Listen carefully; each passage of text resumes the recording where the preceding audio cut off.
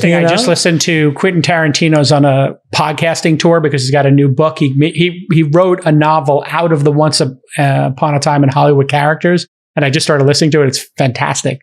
Listen on Audible.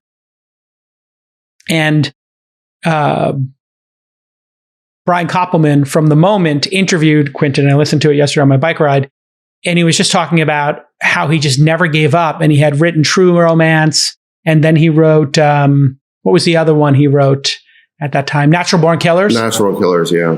And he was just talking about how the first movie nobody would do, then he wrote the 2 screenplays and nobody would do, and then he got to Reservoir Dogs, and they tried to scrape together $800,000, and he kept asking, like, why didn't you quit? Why didn't you quit? He's like, well, I figured it out. Like, I figured out I had a voice, and then nobody would buy my scripts because I was trying to do something innovative, and they were reading the scripts and they didn't understand what I was doing in terms of innovating on how a movie would be with, how he does with Pulp Fiction. He changes the time and tells the storytelling in a non-linear fashion. And he's like, nobody understood it.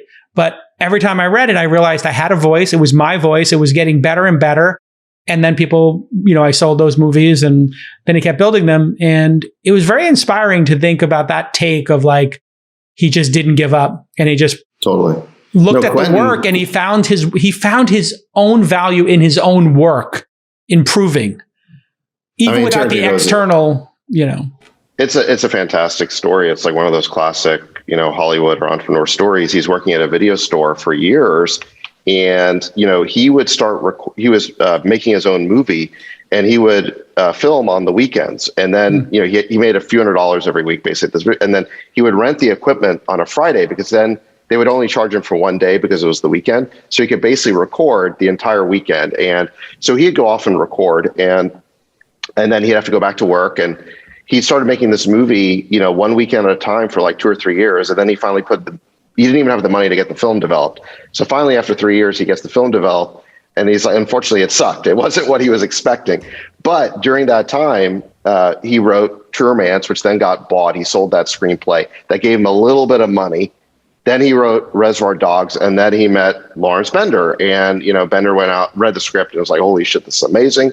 They raised the $1 million or so to make the movie, and then that kind of launched everything. And it's one of these amazing rags to riches stories. They're kind of rare, or they're more rare in Hollywood. They occur all the time in the tech industry. We see them all the time. That's such an interesting point. He said, they're like, you would never let you make that movie now. And, in another conversation, I think I listened to 3 podcasts with him, Joe Rogan, Bret Easton Ellis, and then Brian Koppelman's, and all 3 of them are tremendous.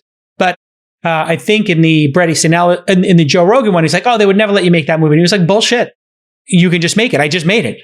Did you not see the last 2 films and how politically incorrect they were? And, I don't care what Bruce Lee's, fans think of how I portray Bruce Lee. He was a bad actor. He was a terrible, human being to these folks. And his basic thing was, everybody keeps waiting to ask for permission. And he's like, I'm just going to make my movies and let the chips fall where they may. I'm not going to be censored. I'm not going to censor myself, and I'll make my 10 movies, and that's it. Game over.